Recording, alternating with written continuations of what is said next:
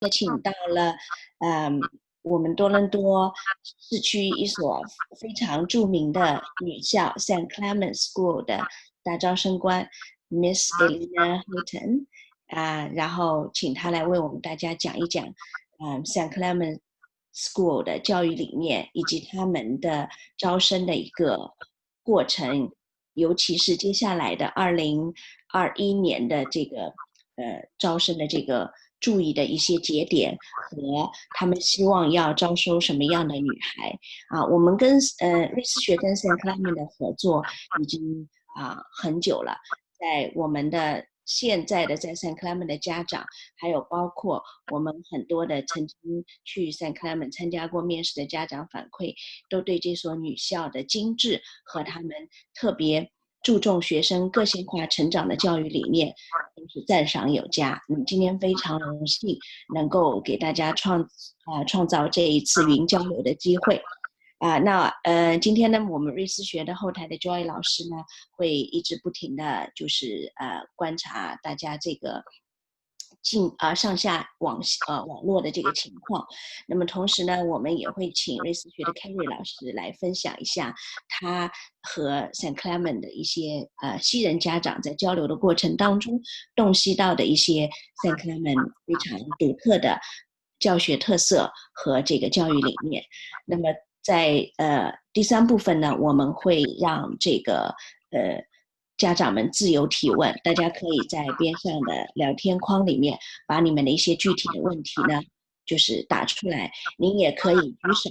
那么 Joy 老师看到以后呢，会让您进到我们的这个就是把你的那个摄像头或者把你的麦克风打开，然后您可以亲自的跟Miss Houghton 面对面的提问。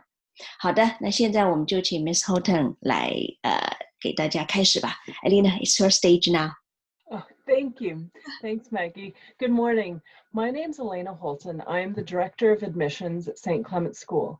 But I'm not only the director, I'm also an alum of St. Clement's. I attended the school from grade 7 to 13, back in the days when Ontario had grade 13. Like many other people, I started St. Clement's after relocating. I moved from Vancouver, and so I also know a little bit about the experience of moving to a new city and starting at a new school, and the warm and welcoming environment that St. Clement's provided in such a situation where you were relocating as well. A little bit about me. I'm also a mom. I have 2 little boys, so I'm not able to consider St. Clement's for them because St. Clement's is an all-girls school, but it does give me a really good perspective on children and fit for school and what it's like also to parent children and support them as they go through the school system. Maggie, go ahead. Yeah, OK. 所以Miss Houghton 呢，她不光是现在 St. Clement School 的大教官，同时呢，她也是 St. Clement School 毕业的校友。她是从7年级的时候从温哥华搬到了多伦多，然后呢，在 St. Clement School 从7年级读到了13年级。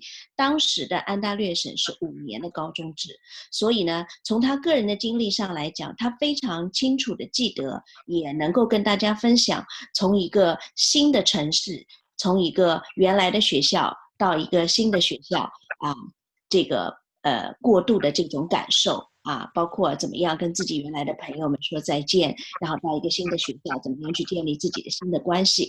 我觉得一个招生官有这样的求学经历，其实是对他在招收新学生和跟新家庭交流的过程当中都是非常宝贵的一种共情的心理同时呢，他呢也有2个很可爱的儿子，都在小学，所以虽然说他不能够让他的儿子去上 St. Clement， 因为 St. Clement 是个女校，但是呢，他的育儿的经历怎么样在2兄弟之间和自己的家庭工作之间去平衡好自己的生活对孩子的教育的理念，他也是和我们在座的很多家长一起感同身受的。所以大家待会儿有机会的话，如果想要就这方面对他提问，我相信他也会非常真诚地跟大家分享。Thank you. So St. Clement School We are a small school. We're about half the size of the other Toronto girls' schools. So we've got about 460 girls, grades 1 through 12. So we start grade 1 all the way to grade 12. And we are known for being a strong community of girls who and creating leaders, the next generation of female leaders. So our mission is to develop outstanding women who are intellectually curious, courageous, and compassionate, things we need now more than ever. 所以对 St. Clement 的教育来讲，他们的这个整个校园是其他的顶级私校的大概占地面积是1半，这也是为什么我们瑞思学说它小而美，因为它的全校的学生是从1年级到12年级，大概是460个学生啊，460个学生左右。那么在所有多伦多的这个私校的这个圈子里面 ，St. Clement 的声誉呢，就是他们的团队意识，包括他们的整个校园，就是我们叫 community 的这种归属感啊。community 这个词我一直翻译不好，因为觉得把它翻译成社区是不正确的，所以可能这种集体的归属意识是所有的私校里面最强的。为什么呢？因为他们学校的教育理念就是要培养自信的、杰出的、非常有勇气的，就是女性领袖。那么在他们的这个小而美的校园的这个气氛当中，校长认识每一个孩子的气氛当中，女孩子的自信是可以得到最大限度被认可和被激发的。I should also say we are located in the Yonge and Eglinton area of Toronto. So that is in North Toronto, very close to Eglinton subway station. So it's convenient for whether people are coming from outside the city or also coming inside the city, and does allow, as girls get older, for them to be able to travel more independently. 同时呢 ，St. Clement School 的地理位置呢是在多伦多的样街和 Eglinton 的交界口，就在 Eglinton 地铁口出来的地方，所以呢，它的交通呢非常的方便，很多家长呢都来自于大多地区的四面八方。We're a very close-knit community, and we celebrate creativity, diversity, and innovation. And these are very important things for us as we make sure we integrate them into the education of the girls. 所以呢，就是 St. Clement 在整个教育的过程当中，特别注重女孩子们的这种就是相互之间的这种合作啊。那么同时呢，女孩子们是需要相互之间去支持，相互之间去了解对方，同时呢，达到一个非常好的团队的合作的一种意识的培养。So our purposes are as follows: to help each girl develop sound values and character, to thrive in her school years and in life, and be prepared academically for her post-St. Clement's path of choice. And again, these are things that we think about as we design each aspect of the girls' education and co-curricular experience. 那么同时呢，也是St. Clement 非常注重要让女孩子们呢能够形成自己的独特的世界观和价值观。那么在这个过程当中呢，让他们能够在学校提供的各种各样的机会和平台上面，能够用自己的方式和自己的特长去发挥自己的能力。Wait a second, so we have apparently that there's echo in microphone. So Joy, could you mute the other people? Double check. Joy, 你检查一下，是不是所有的 participants 都 mute 掉了？因为有回音。mute 掉的，但是看不到有谁有声音啊，看不到啊。如果会响的话，它会跳到前台来的。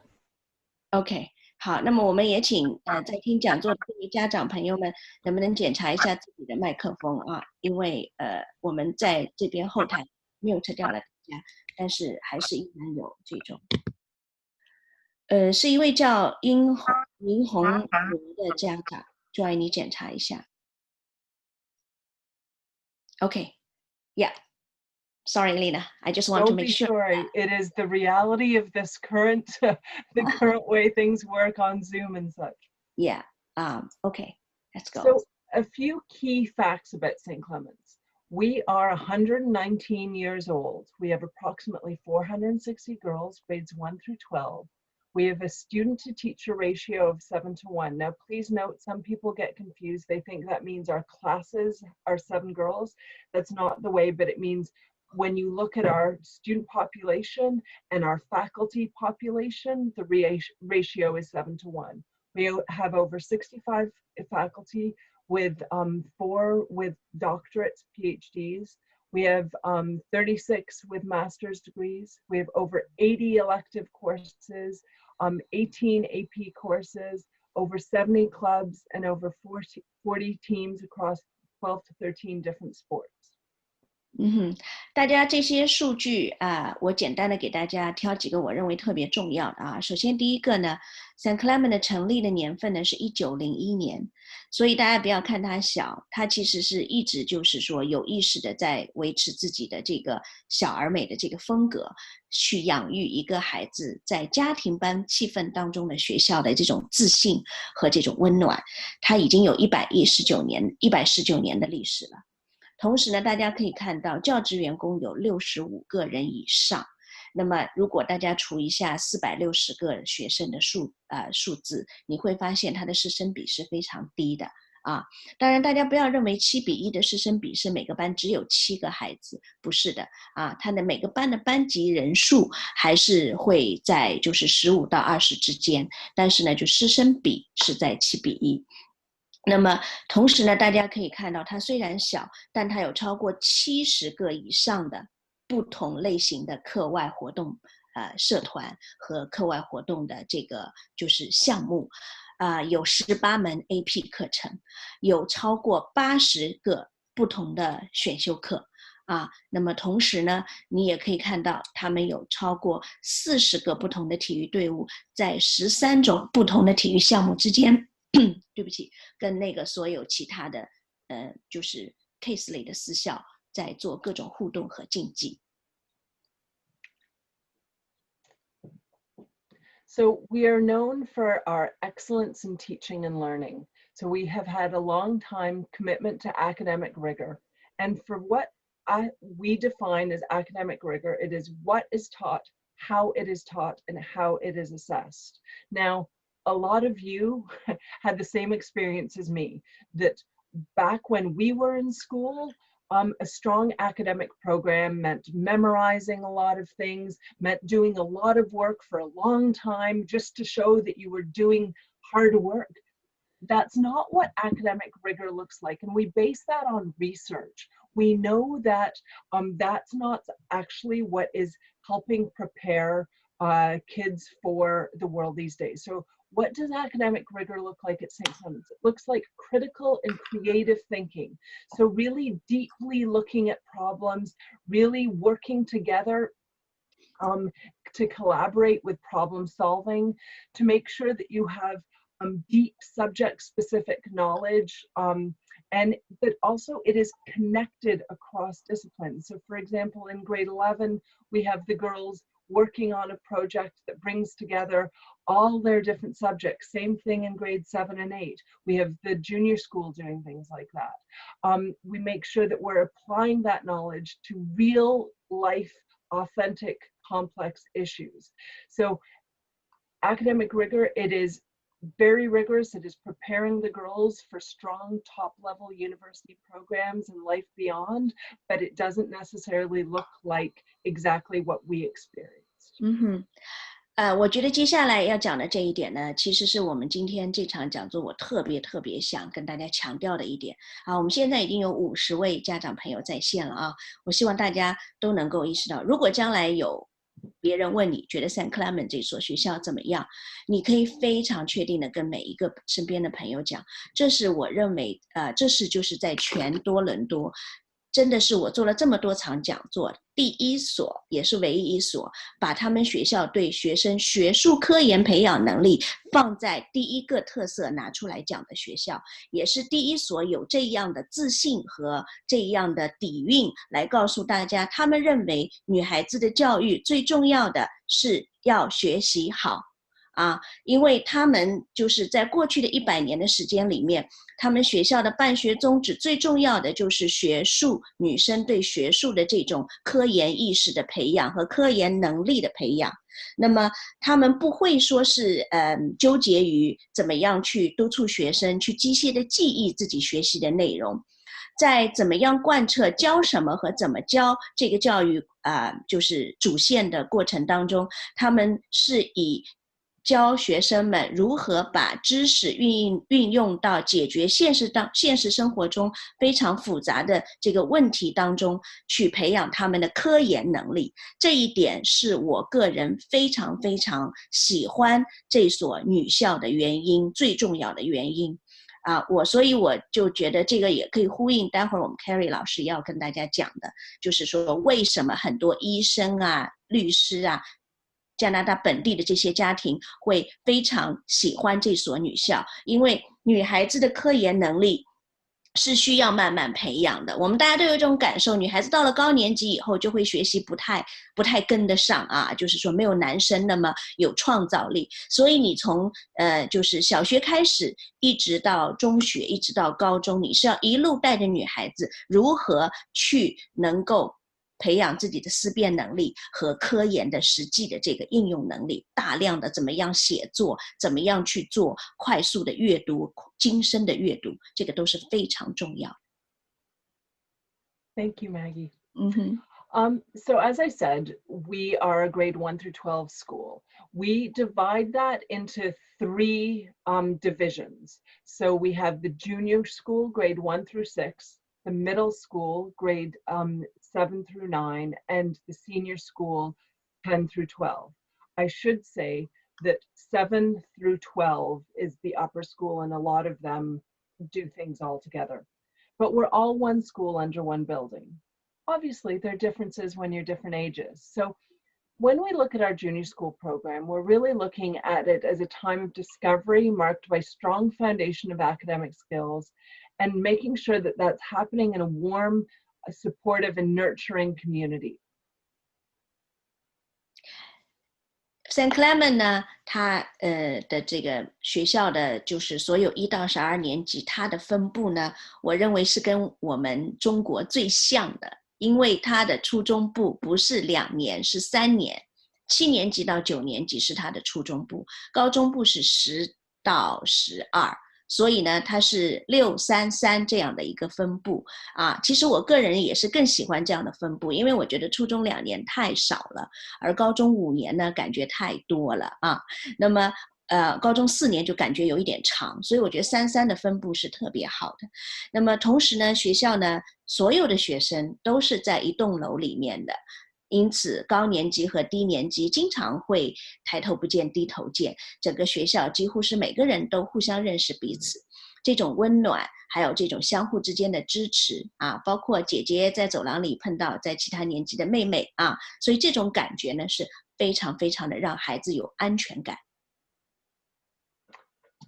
So the junior school curriculum highlights inquiry. I know we hear a lot about inquiry, especially with IB programs, but inquiry is just good teaching. And so although we're not an IB school, we definitely use lots of inquiry, lots of exploration, collaboration, and problem solving that is enhanced by a full complement of co-curricular activities. That means that all junior school girls get the opportunity to take parts in different clubs and activities. We build that into the schedule so that the girls are getting that academic opportunity as well as the co-curricular opportunity.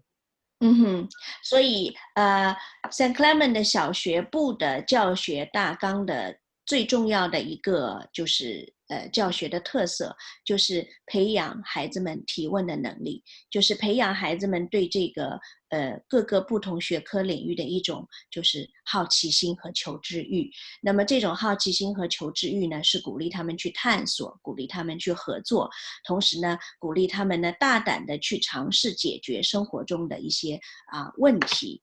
同时在这些学科教育之外呢，又给他们提供一个完整的各种各样的课外活动，让他们去探索自己在书本之外的兴趣和爱好。Amongst the academics, we also have the experiential learning, and we have this in the junior school section, but experiential learning is something you see throughout a girl's time at St. Clement's. So for us, we define that as something that immerses students in real life experiences, that experiences that encourage students to be inquisitive and creative, use problem-solving skills. It's student-focused and engaging. It results in meaningful reflection and enduring understanding.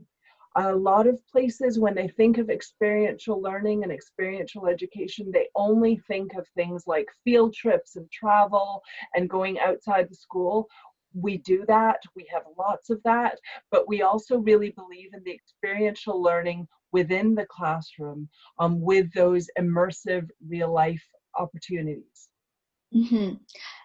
这个是 St. Clement 一个非常显著的教学特色啊！我也特别希望大家能够在这一章这个就是介绍篇上面能够多一些注意力。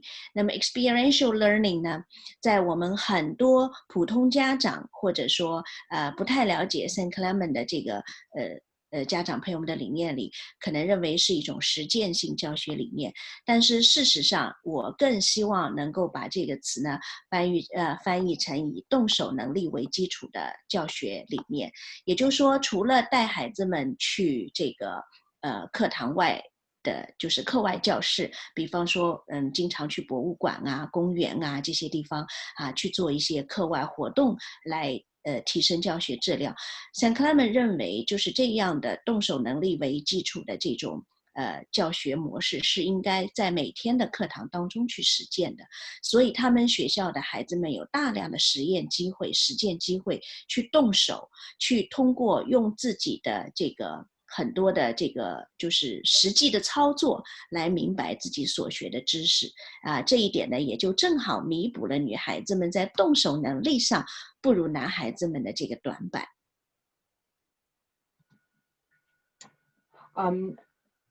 I'm going to flip by this because it's basically saying the same thing.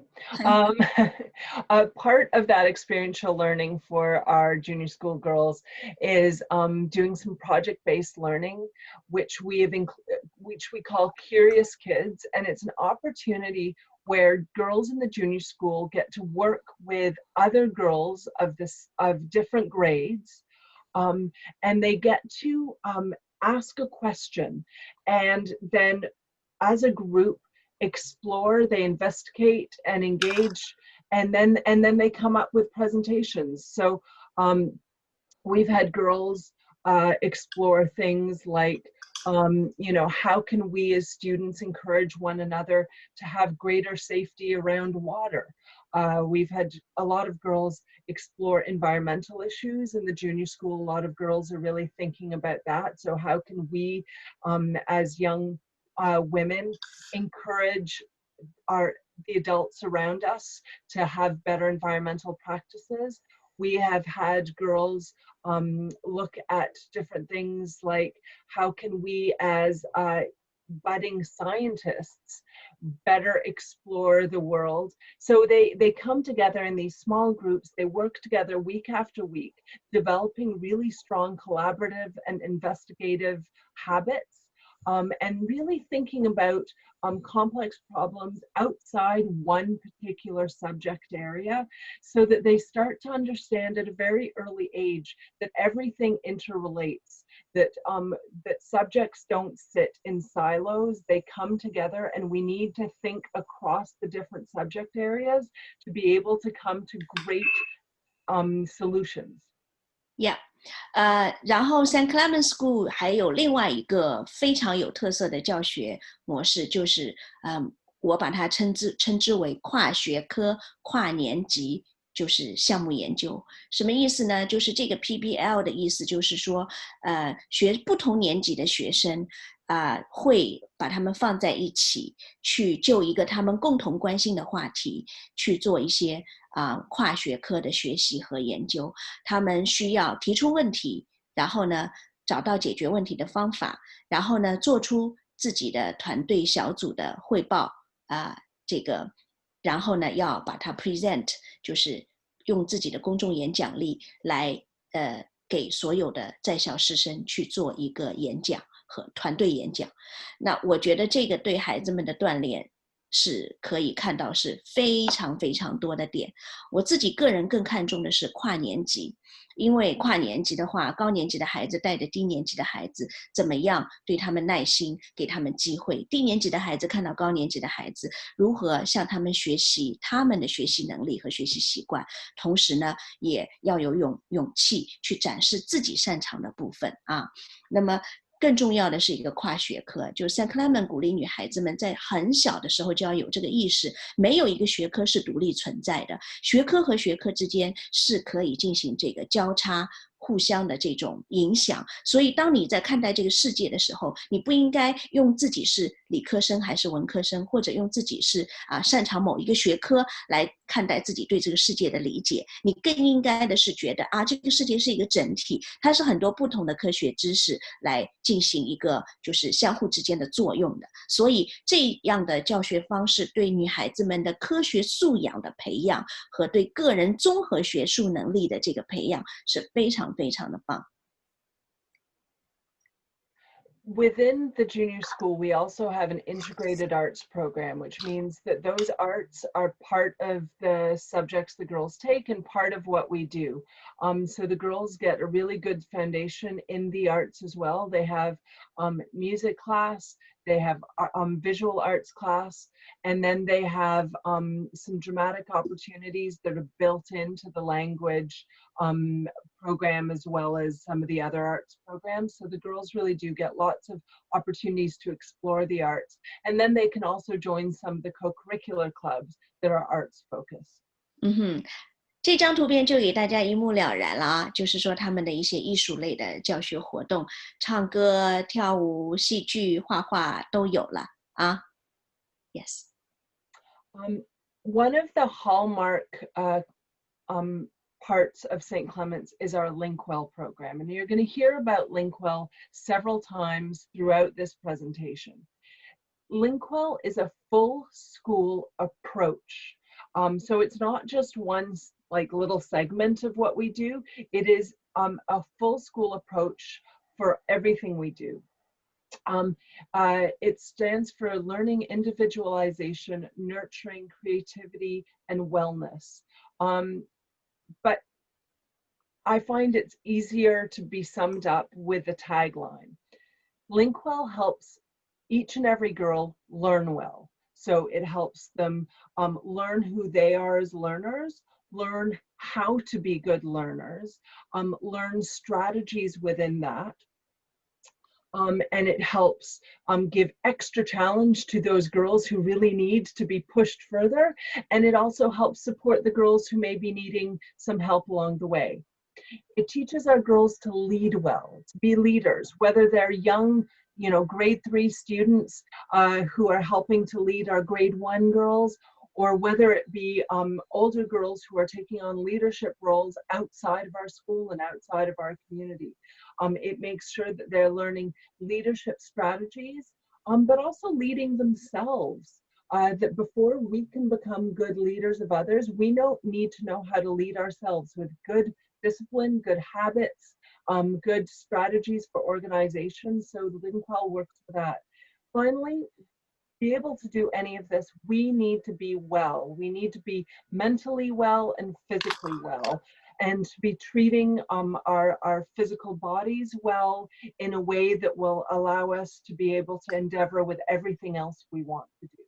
So Linkwell also looks at giving physical opportunities for the girls, to also have them learn about how to stay mentally well with mindfulness, with stress relief, and to also give opportunities to learn, how to have good nutrition, how to feed themselves well, how to balance their days.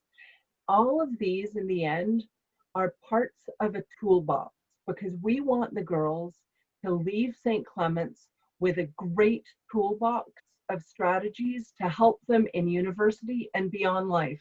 You are all parents. You know that balancing and organizing and keeping ourselves well, but also striving to achieve and lead, it's a lifelong struggle, especially now. But we need these skills, and our goal is to give the girls at the earliest stage these tools so that they can go throughout life in times when they are parents and career women, that they have the tools they need to do that well. Yeah. Elena, every time you talk this part, I really wish I would have a daughter that I could send her to St. Clement. Oh my God. I love this so much. 每次他讲到这一部分的时候，我都特别希望自己有个女儿啊，因为自己只有2个儿子，没有女儿。因为每次讲到这里都让我特别的就是有感触，很激动，而且就是说St. Clement 的就是说他的对自己学校的一个就是整体氛围有一个特别棒的词叫 link well。 link 我们谐音就是连接，对吧？关节连接。所以但是你把它这个 link 这个词呢一个一个字母拆开以后呢，它其实是 learn well, lead well 和 live well。 他没有把培养学生的领导力放在最前面，因为他认为你要想做好领导，你先要学习好，你先要成为一个知道自己是怎么样一个好的学习者。学习很差，学习很不好，你可能也会成为领导，但是这种几率毕竟还是比较低的，因为学习不光光在于分数，更重要的是一种学习能力，尤其是一种终身学习能力。所以第2点才是学习好了，你第1点学习好了，第2点才能做到你能做好领导，领导好。那么这个领导好呢，当然是你怎么样去领导比你小的人啊，怎么样去领导比你更有经验的人啊，跟不同年龄的不同年级的学生去做这个领导力的这个锻炼。但是最重要的是怎么领导好你自己。现在我们大家都特别知道，疫情之下大家都在家里，对不对？大家每天都在关注自己的体重，其实这个也是一个自我领导力的一个体现。你怎么样管理好自己的健康，怎么样管理好自己的饮食，怎么样管理好自己的时间。我们每天都在跟我们的孩子说，你这个不行，你那个不行。请问你作为家长，作为我们质问自己啊，我们有没有做好我们自己的领导啊？我们作为一个妈妈，我们作为一个爸爸，我们有没有领导好我们自己的小家庭？有没有把自己家里的各方面都能够给孩子做出最好的表率？因为做表率是一个人领导力最起码的条件。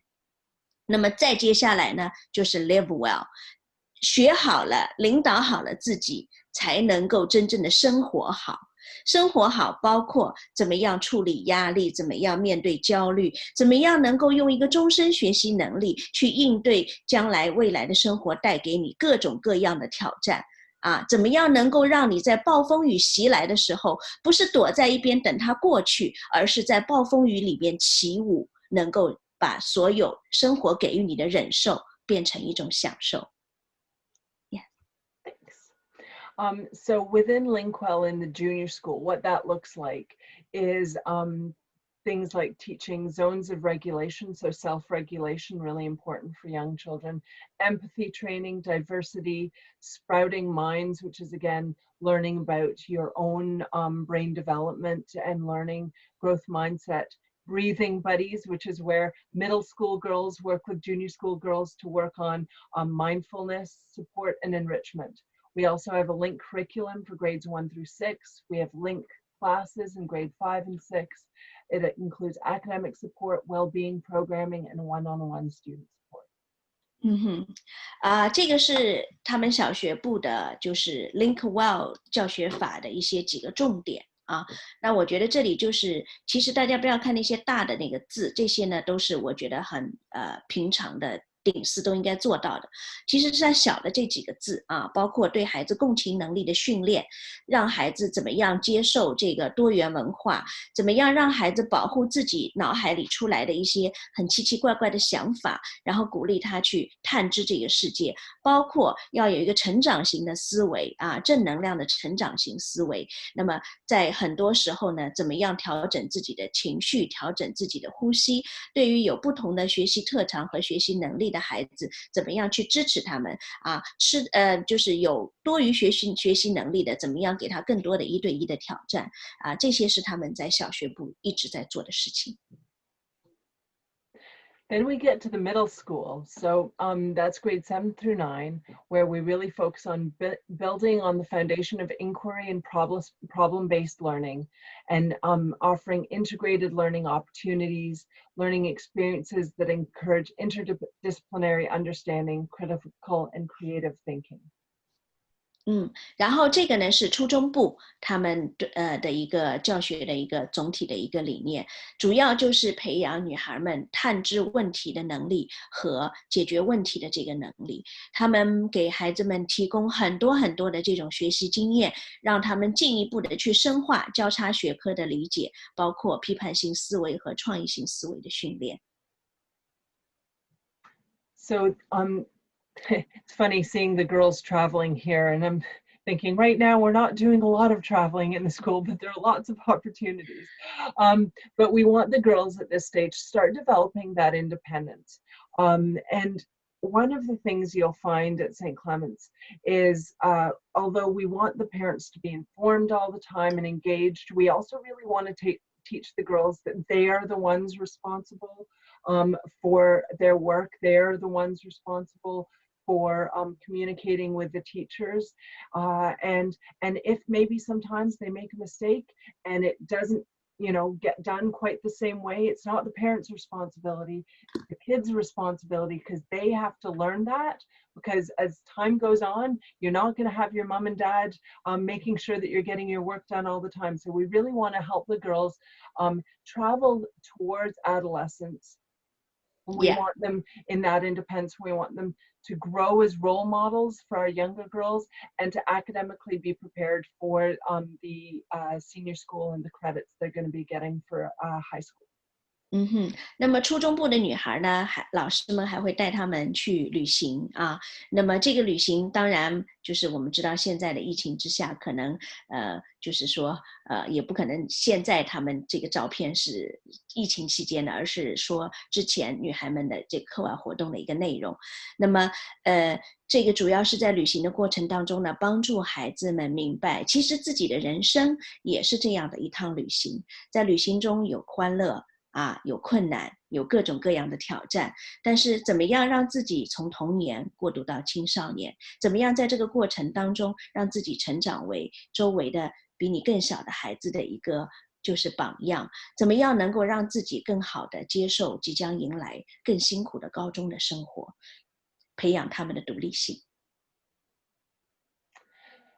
So starting off with the Linkwell component of the middle school, similar kinds of things that we're looking at. So I think if you imagine what we talked about in the junior school, but just sort of grow it for more appropriate components in a middle school setting, also bringing in a lot more of that mental health curriculum that puberty definitely can create some challenges there, so to make sure that the girls are taking good care of their mental health, and also giving them some good strategies on that character component, that girls in the middle school are discovering who they are socially. Social life becomes very important, and we want them to navigate that in a way that helps them make good choices, that reminds them of empathy towards one another.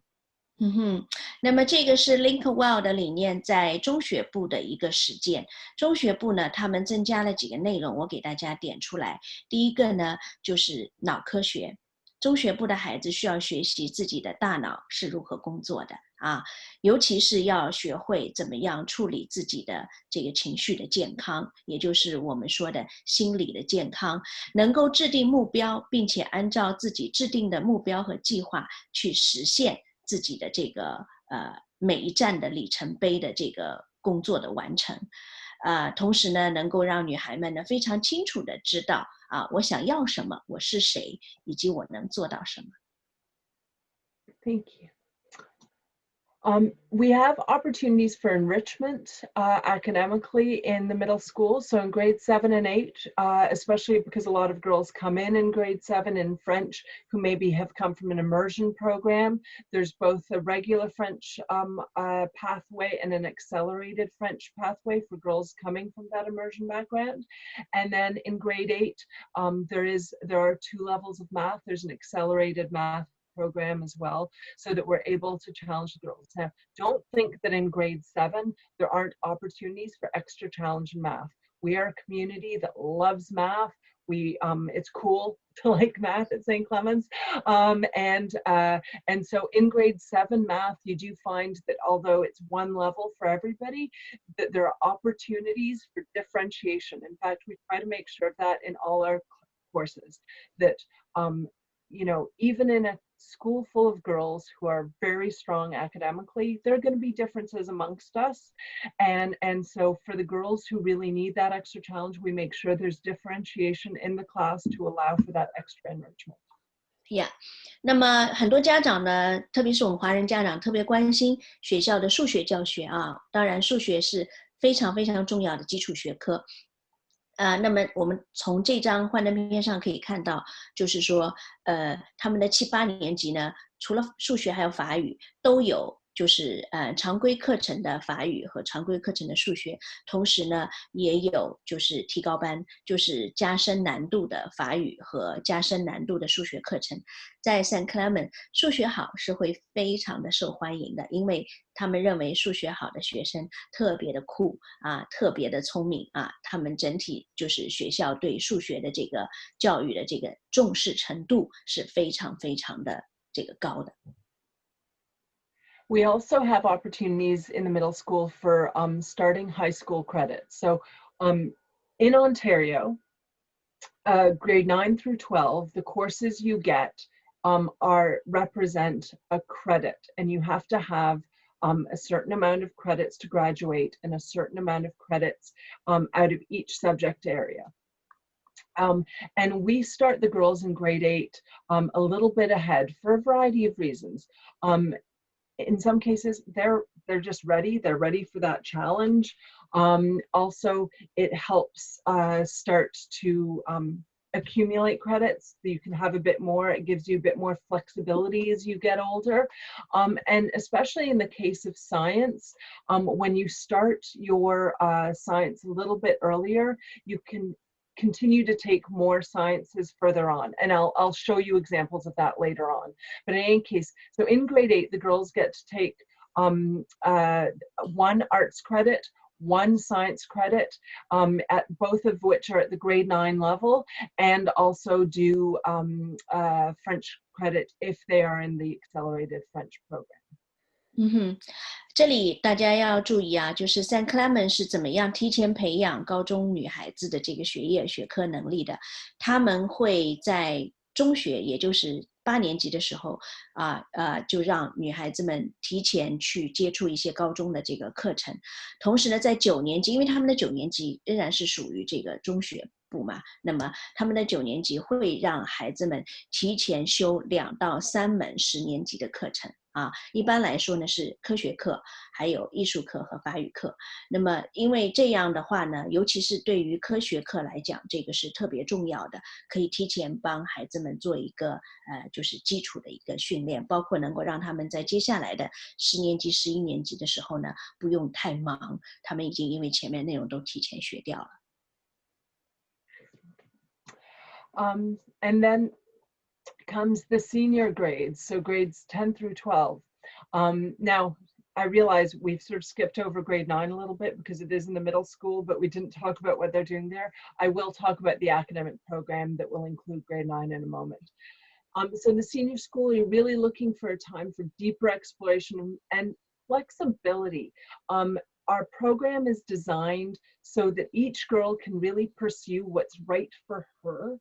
That's one of the hallmarks of the AP program as well, that it is you can have girls who have all sorts of different combinations of goals and passions and curricular interests. And so our program is very flexible and continues to be marked by academic excellence and the opportunities for leadership. 现在大家看到的是10到12年级他们的高中部对女孩子们的一个教学的一个目标和要求，就是说希望孩子们能够有对学科有非常深的一个探索力。那么这里的一个关键词呢是 flexibility， 叫灵活性。什么叫灵活性呢？我认为我是这样理解的，觉得到了一个孩子到了高中阶段，一定要知道自己擅长什么，自己不擅长什么，并且呢能够随机应变，根据学校老师给的课程来找到自己这个擅长的领域，同时呢要能够知道自己大学到底想从事哪一个专业的一个学习。在这个过程当中呢，既能够让自己的自信呢持续的增长，同时呢也要让自己的各方面的领导力对自己的领导力，对他人的领导力，都可以在自己有自信的学科领域当中继续得到滋养。So to talk about a little bit of some of the pathways, and this also includes some of the grade 9. So you see these codes here. So each of these codes is an Ontario credit code, and these are all the mathematics ones. And this is just to show you that, you know, in grade 8, there are the two math options. There's regular and accelerated math. And then similarly in grade 9, and grade 9 is a big entry year with new girls, that you can be in the grade 9 math program, and even new girls are able to have an assessment and maybe see if they can go into the grade 10 math. Then you can go on, and it allows you to go into all the different higher level mathematics courses. What we're also showing you here is with these accelerated mathematics program, you are able to accumulate more mathematics credits before the end of high school. So especially if that is your focus, that's a real advantage to be able to do that. And again, spread it out so you can continue a diversity of courses. I love this slide, Elena. Oh my God. So clear. Well, you've got a few more of them coming up. Oh, it's so professional. 我作为一个老师出身我特别喜欢看到这样的图，因为特别的接地气真的没有其他的招生官，我发现他们愿意静静的，就是说给大家解释学校里的某一门课到底是怎么教学的。这是St. Clement 的数学课的8年级到12年级的安排分布表，特别的清楚，颜色越深的越难。淡绿色的就是数学不太好的女孩子，你可以从这里就是 regular math 一直学到 MDM for you， 依然是可以用来申请大学的。只要你的课程代码里有 U， 意思就是可以申请大学用的。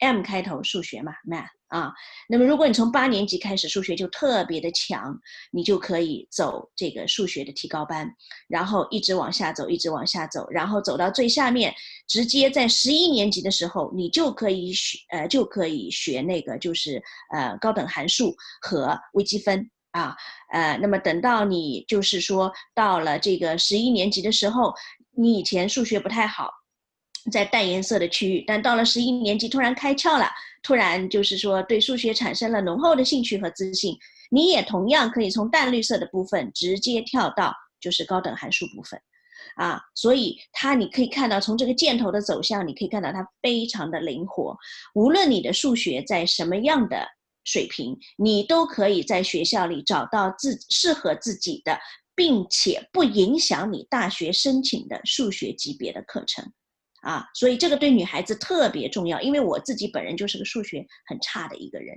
那当时就是说，如果我就读的学校有这样的这种数学的不同梯队的这个课程的话，这个会让我的数学提高很多很多。Yes. For science, so you heard me talk about how our grade 8s do the grade 9 science. And that is for the reason that a lot of girls are very interested in doing science, technology, engineering, and math. In fact, girls from an all-girls school have a much higher rate of continuing on in science, technology, engineering, and math.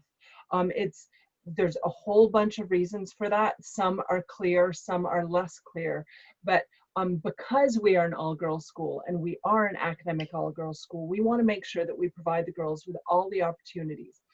And because science, as you go into the higher grades, divides up into biology, chemistry, and physics, if you start a little bit ahead, it means in grade 10, you can start going into the specific areas. So for example, after doing grade 10 science in grade 9, and this is for everyone, so even if your daughter joins in grade 9, she will go directly into grade 10 science, and don't worry, she's ready. If she makes it through the admissions process for St. Clement's, we know she's ready.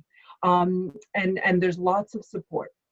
So in grade 10, they can choose biology or chemistry or both. And then in grade 11, they can start doing like AP biology and going on with whichever other of the sciences. But it allows the girls to take as many sciences as they want and still be able to balance. Because if you don't reach ahead, it can mean that if you want to keep your doors open for engineering and medical science, which a lot of girls want to do, almost your entire subject levels for grade 11 and 12 are all sciences and maths. And just because you love science and math doesn't mean you don't love social science, and doesn't mean you don't want to do the arts. Our girls do want to do those. So we've structured the curriculum to give them that ability to balance and to continue on with lots of different subjects by spreading them out. 好，这边呢 ，Miss Houghton 拿出来的第2张图呢，就是科学课。我希望今天听这个云讲座的家长们，你们能够洞悉到这所女校的优势在哪里啊？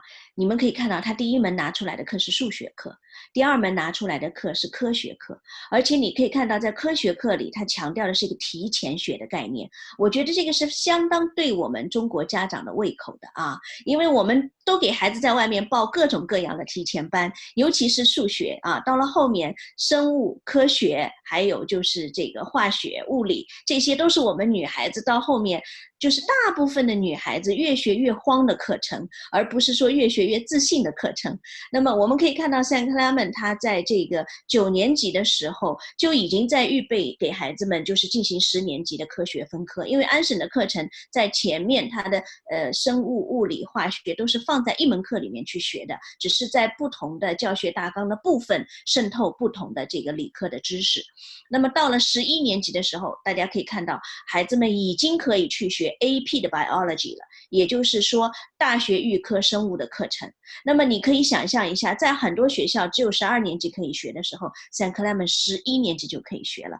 这就是为什么来自于医药行业就是包括医生，还有一些就是这个 engineering 就是工程学的这些家庭啊，本地的西人家庭，他们非常的看重 St. Clement 这所学校，因为他们的孩子需要在11年级的时候就提前进入 AP 生物啊，还有包括物理，还有包括化学。那么你看到他到了12年级的时候，你就可以进行 AP 化学、AP 的物理了。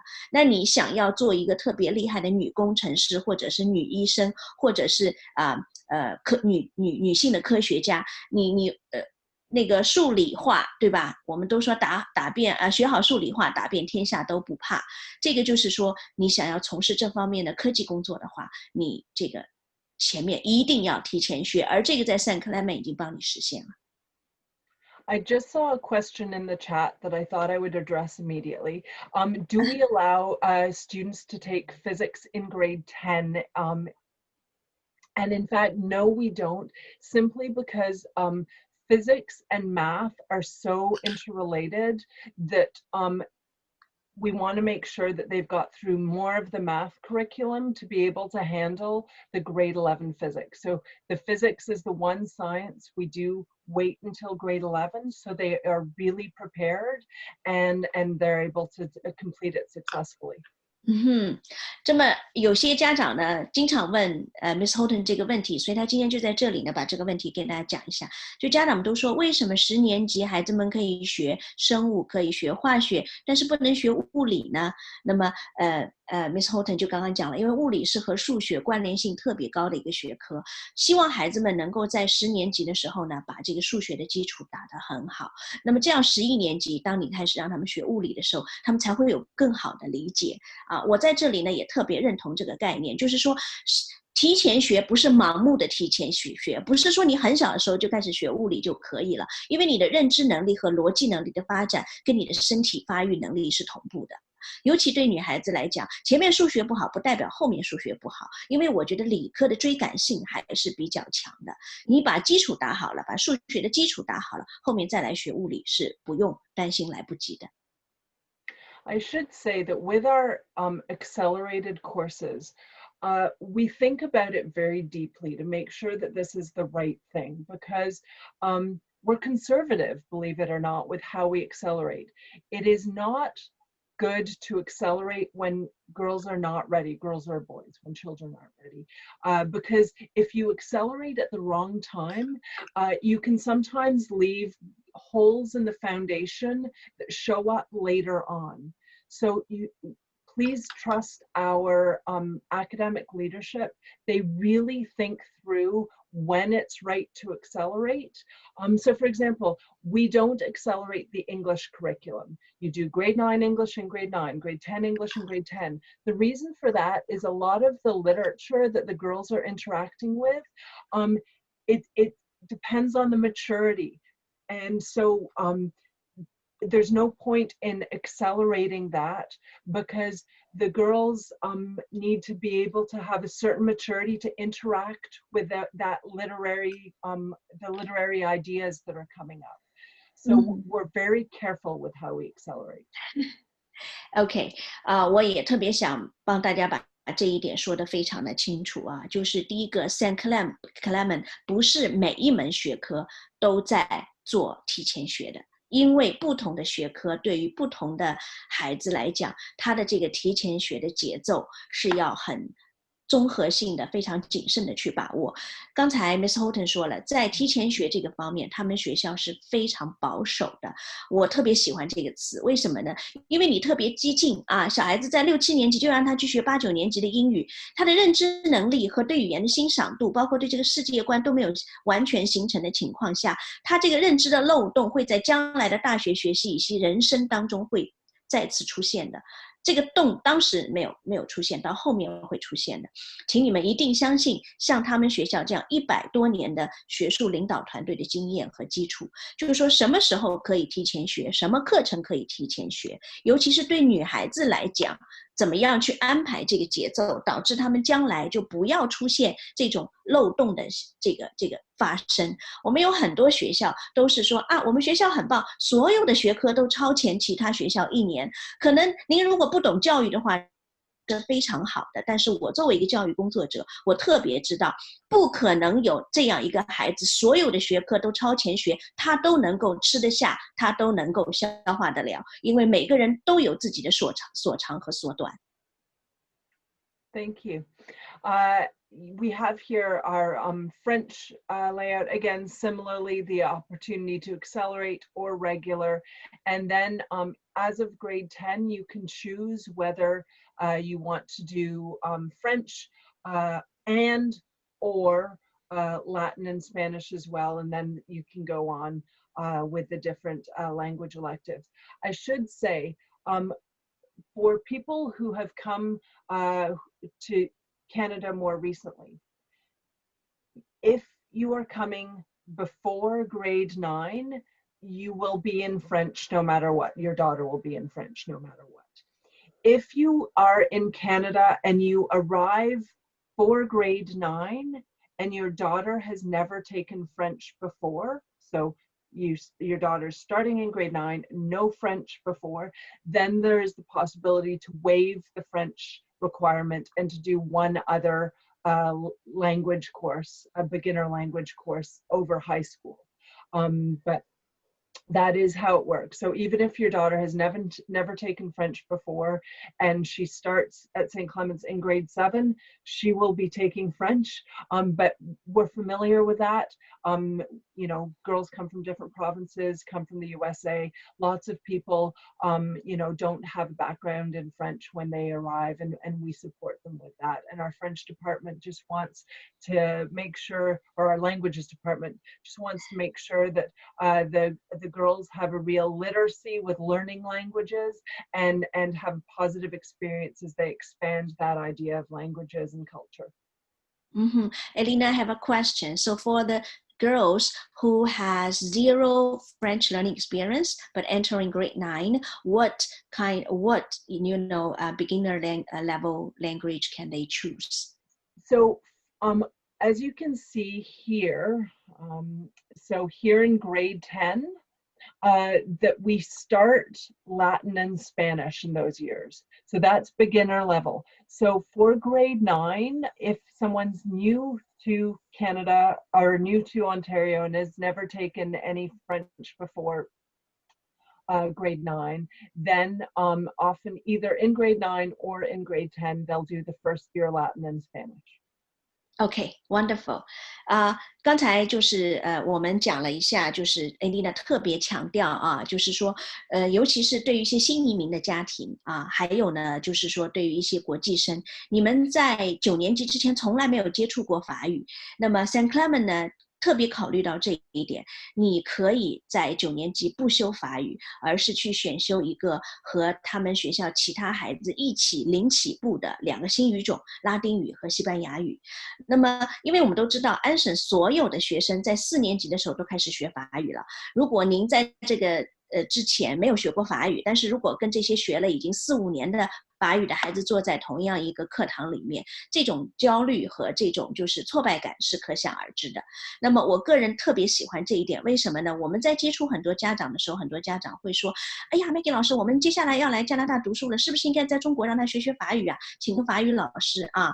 那么如果孩子对法语这门语言是特别感兴趣的，我当然是非常支持的。但是如果您的孩子他对语言本身不那么感兴趣，同时英语都还很弱，写作能力都还很一般，阅读习惯都还没有养好，我是特别不建议你这个时候觉得很新鲜，我赶紧去学个法语。您很多家长都没有学过第2语言、第3语言，要掌握一个语言，不是说在街上会买一个汉堡或者会打招呼就可以了，你是需要能够静下心来，一点一点的去学的，才能够真正的学好，能够把它说好。所以呢，在这一点上呢， St. Clement 非常就是说灵活的让就是说很多我们华人家庭不擅长法语，或者说孩子没有学过法语，可以从和同班同学一起零起步的拉丁语和西班牙语起步。西班牙语大家都非常清楚，大家都知道特别的好，很多南美国家都能够讲。那么拉丁语的优势在哪里呢？因为拉丁语里面有很多很多医学类和法学类的词根，所以呢，我个人是特别希望我小时候也会有机会去学一些拉丁语，因为它对你的词汇量的爆发式增长是特别有帮助的。尤其是将来你想从事医生和法学的医学和法学的领域的工作。Lena, please. Thank you. My pleasure. Just quickly to mention the arts, because I mentioned that we accelerate in the arts. So we have in grade 8, and I should say it has changed here. So in grade 8, they do 1 full credit in arts. So they choose 1, and then they do another arts, but not at the full credit level, if that makes sense. So it's like they have a major and a minor arts in grade 8, and then they can continue. But you can also catch things up. There's some girls who are okay. They say, you know what, I want to study 1 arts academically. So I love visual arts. I want that to be my academic arts program, but I will continue to sing in the choir and I will continue to be in the drama productions. I just don't need to study them academically. Then there are other girls for whom arts are their lives. And so maybe in grade 8 and 9, they just take 1 arts credit, but then in grade 10 and up, they can be taking multiple arts credits. So again, there's ways to maneuver through this system so that you get all the arts credits you want to take. But we do have that acceleration. And then as the girls get older, you know, the visual arts program gets more diverse, where you are able to take photography as well, and consumer design, which is like graphic design, industrial design, interior design, publication design is really cool stuff. Wow. OK， 这个是艺术，我们也会有很多现在很多女孩子啊，特别我觉得华人学生在艺术方面的这个培养和造诣，我能看到我们接下来的下一代和就是我们很多年轻的学生这方面的造诣远远超过我们这一代人。大家可以看到这个艺术类的课程，包括 drama， 包括戏剧，还有包括音乐和包括视觉艺术，它也都是循序渐进的。然后到了10年级和12年级的时候，就突然出现特别多的定向的艺术培养课程。我特别想提一提他们的这个下面的这个 consumer design， 还有这个像 photography，就是摄影艺术啊，那个还有就是 studio art， 就是像那个工作室艺术课程。那么像那个 consumer design 呢，就是以消费者的需求为导向的一个艺术设计的课程，比方说服装设计啊，比方说我们说的那个工业产品设计，还有比方说我们说的这个媒体设计，就是说像这些它都是以前面特别好的艺术课程的基础啊，在初中部和这个9年级都打好了，那么到了这个10到12年级的时候就可以有选修了。大家可以看到7、8、9、3年它都是必修课，3门必修课、2门必修课、1门必修课，慢慢的减下来。如果你的孩子对艺术不感冒，对艺术不感兴趣，那么你不用担心，你的压力呢，艺术课程压力是慢慢在减少的。但是7年级的时候呢，基本的艺术素养你是要的，所以这3门课你都得学。到了9年级呢，就只剩1门了。到了10年级呢，全部都是选修课了。Excellent. All right.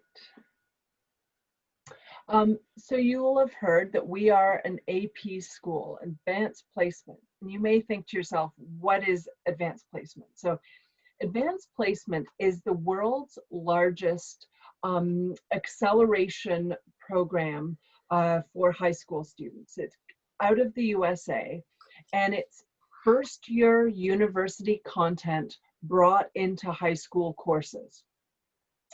And so it's available to students beginning in grade 11, and it allows them to challenge themselves and get deeper into subjects.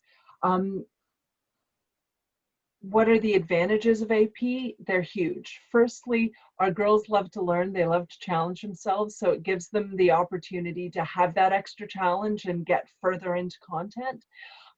For applying to universities, it is very helpful because it proves to a university, I already can do what your program wants me to do. I can do first-year university material.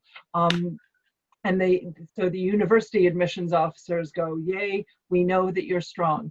It also can sometimes allow for acceleration at university or just a wider set of options. And finally, if your daughters are thinking about applying to international universities, whether that be in the USA or UK, Ireland, Europe, Hong Kong. I know less about mainland China, but I know that AP is a very useful tool for applying to those places because it is an international standard. And again, as I said, the world's biggest accelerated program. So we are the #1 AP girls school in Canada, that we offer a huge range of AP subjects, which you can see here at the bottom. And it's completely flexible to the girls. So the great thing is that, you know, if it were me, I was very much an arts and humanities student. So I would have taken well, I was actually in one of the very first AP classes at St. Clement's years ago. So I took AP French language because I came from an immersion background. but I would have also taken English language, as all our girls do in grade 11. But knowing me, I probably would have taken AP European History and AP Studio Art. That's me. My best friend would have taken a totally different selection. And so it's really that flexibility to say what's right for me, what are the requirements in my university program, and each girl can opt in or opt out. There's some girls who might say AP is not what I need. It's not, you know, I'm not that interested, and you can choose not to write the AP and get the strong Ontario credit as well. So you really have that flexibility to honor who each individual girl is and what she needs in her academic program and for her goals. AP 的课程大家都知道是美国起源的大学预科课程啊。那么这里呢，我想先在翻译之前呢，我先问那个 Miss Houghton 一个问题，因为我个人特别想问她为什么说 St. Clement 是全加拿大第一的 AP 的女校？Elena, I have a question. Yes. Yeah. So why would you say that St. Clement remains the #1 AP school in Canada? I'm very curious. Oh, good question. We have that status because of the number of AP subjects we have, the level of participation we have, that how many, like the ratio of girls who participate in the program, and how well they do compared to the global mean. Oh, the global like average, global average, yeah. OK, 好，这个问题我刚才已经问到了，就是说第一个，他们的 AP 的课程数量是所有女校里最多的啊，下面红色框框里的全是他们 AP 课程的数量。第二个就是他们的学生当中读 AP 的学生的人数是最多的。因为你不要看这个学校开了 AP 课程，但是呢开在那里没有学生去读，为什么呢？学生的水平不够，或者说老师的支持力不够，学生不敢读，怕自己的分很低，或者其他的科目 handle 不过来。但是他们学生的参与的这个人数是全加拿大最高，也就是可能班里甚至100%的学生都会读 AP。那么第三个呢，就是他们的全球 AP 的分数平均分是全加拿大女校里面最高的。我觉得这个源于他们的学校呢，就是说人也不多，老师给孩子们的这种个体的关注度很高，所以即便呢一个孩子大家都知道，如果成绩不咋地，如果说没有得到老师很多的帮助，他可能就是在这个很棒的名校里面做一片默默无闻的绿叶啊，就是经常就是处于就是在那个低空飞行的这个就是求生阶段，那么但是如果说你这个学校老师特别的认真，特别的负责，特别的愿意就对你经常进行1对1的辅导啊，同学也不会因为觉得你成绩一般瞧不起你看不起你，因为大家抬头不见低头见啊，相互之间都要有很多的包容和理解。那么这个时候你的自信心上来以后，你当然很多考试这种恐惧心理克服了之后，成绩自然就好了啊。这个我作为我自己高中读书的时候，我也是深有体会啊。如果数学老师多给我一些鼓励的话，我的数学肯定分数还是考得很不错的。但是一旦如果说这种压力来了以后，没有人来关心我，没有人来鼓励我，我可能就会做的也不会做了。Elena, I have another question. Yes. So you just mentioned that all the grade 11 girls, they do AP English. Am I wrong? Or... Yes, that's right. Oh, okay, that's really important. Yeah. Yeah. And partially also because it takes away the fear. If everyone knows they're doing it, and we've integrated it really well with the Ontario English curriculum, but if everyone knows they're doing it, they're like, okay, let's challenge ourselves, and then they go, oh, I can do this, it's not so bad. Yeah. 我刚刚特别高兴的 confirm 了这一点啊，确认的就是在 St. Clement 所有的女孩11年级都要修 AP 的英语啊，你就是说没有借口，大家都一起学，要难大家一起难，要那个阴沟里翻船大家一起翻，因为大家一起度过难关，一起学，这种感觉就特别好，没有人被落下。我个人觉得就是说所有的这些私校如果说只能用一样东西来形容他们什么比公校教得好，我觉得就是这个东西写作也就是英语写作。那么 AP 的英语它的难度就在于这个写作能力的这个培养，所以这一点It's my first time knowing that all the girls in St. Clement need to do AP English in grade 11. It's actually my first. Yeah. They're like every now and then there's tiny exceptions if someone has a learning difference, but I would say generally 98% of the girls do that. Yeah. Okay. Yeah. Wonderful. Amazing. All right. Sorry, just I realize we're going long here. So just quickly, we were the first school to offer the AP Capstone, first girls' school in Canada to offer the AP Capstone program. It's a 2-year program that really is allows girls to have a deeper understanding of how to work, how to present. The first year teaches them about presentations and how to research appropriately. And then the second year is like a research thesis. It's basically like a 3rd or 4th year university level thesis research program. And it's not right for everyone, but it's a great opportunity. And like the rest of AP, it's like a menu of different options that each girl can choose what's right for her. So the AP seminar is 1 AP credit, AP research is another one. If you get both, you get the certificate, and then if you have 4 other AP courses, that can be the AP Capstone diploma. And it's just a nice other option. Sorry, I see a participant not mute herself. Joy, 请你把那个 Maggie 账 mute 掉，因为她的背景声音很响。Yeah, okay, yes, we're good. Sorry. You know, I don't think we should spend too much time on this today. If it's something of interest, we can definitely follow up in future conversations. 这个就是 St. Clement 的一个特别棒的一个 AP Capstone 的项目啊。我建议大家如果说特别不了解的话，可以拍一张照片，把这个 slides 可以拍下来。当然，我们瑞思学后期也会给大家提供今天讲座的一些关键信息的一个就是后期的一个解读啊。那么大家可以看到，就是说 AP Capstone 这个项目呢，其实就是4门，就是说 AP 的课程加2门 AP 的这个科研课程，一个叫 AP Seminar， 一个叫 AP Research。那么你把这个 capstone 这个2+4的这个combo， 我把它叫成一个 combo 呢，其实就是说让大家能够得到特别完整的一个大学预科学科加科研能力的一个综合性的一个培养。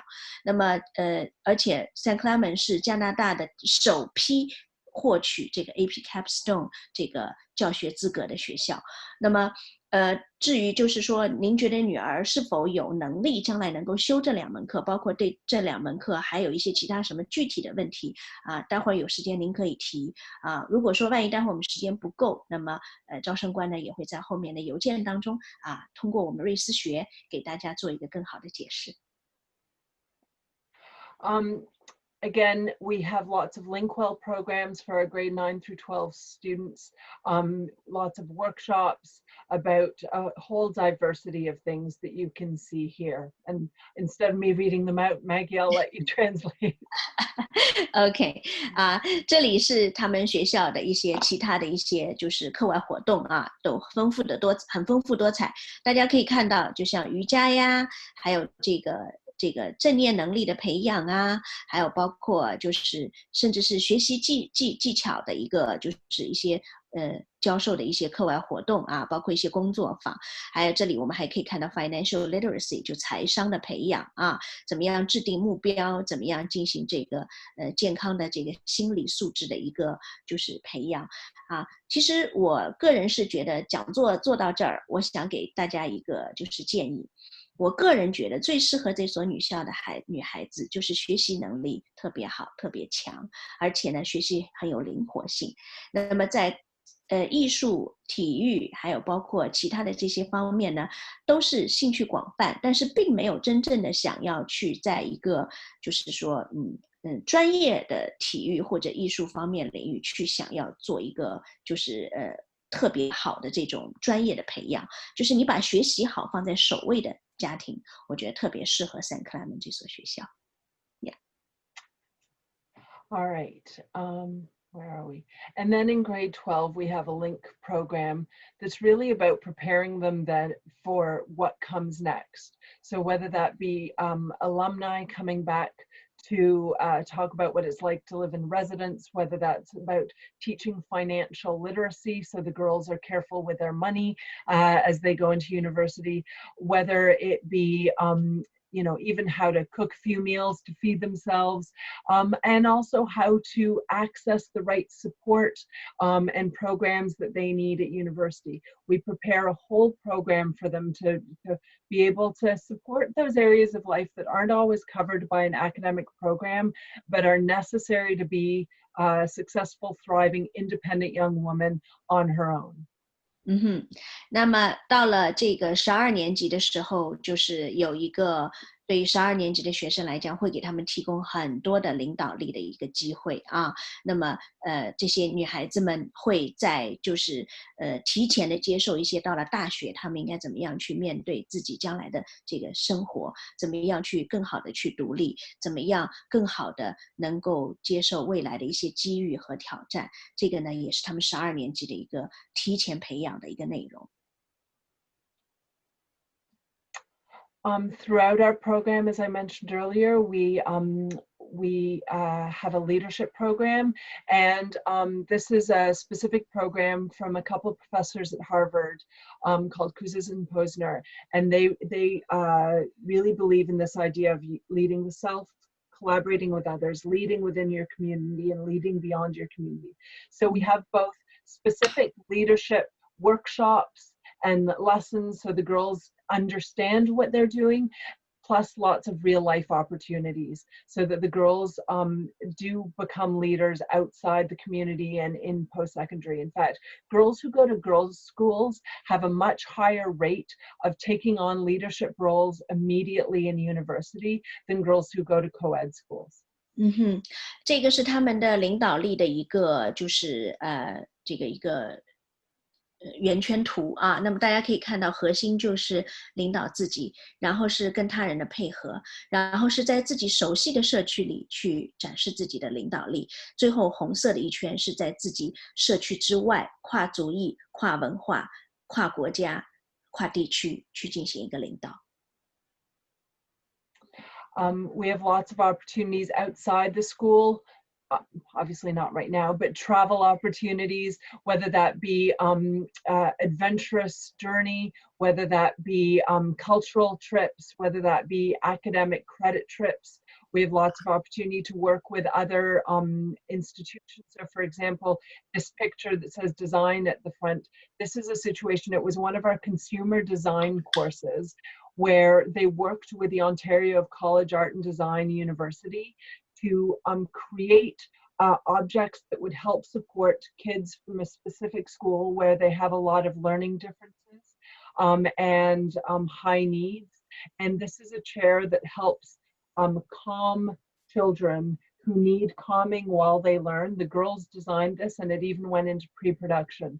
So the girls have these real world opportunities throughout their time here, both outside our walls and inside our walls. 这个大家一张就是大家在划独木舟的这个课外活动的图片，我就不多讲了啊。户外教育是加拿大所有学校的特色。那么另外一张图片呢，大家可以看到一把椅子，这把椅子是就是高年级的孩子们在做这个就是以消费者导向为需求的艺术课程设计的时候呢，设计的一把就是专门为有特殊教育需求的孩子制作的一把椅子。这些孩子可能就是有多动症啊，或者说有情绪控制的问题。那么这把椅子呢，有一些特殊的功能，能够帮他们就是说平静下来或者安静下来。那像这样的这种产品设计课程，在 Clement 的这个12年级的选修课里面是会得到很多专业的这个大学的这些相关课程的导师到他们学校里来指导女孩子的。We're a member of the Round Square School Association, which is an association of about 200 schools around the world that value internationalism, democracy, environment, adventure, leadership, and service. And so what does this mean for us? It means that those 6 ideals are integrated into who we are as a school. Plus, it gives lots of opportunities for the girls to go to international conferences where they can connect with children from around the world and learn from them on different subject areas. It gives opportunities for the girls to give service to other parts of the world, as well as here within our country, and it gives them a chance to have a more global outlook.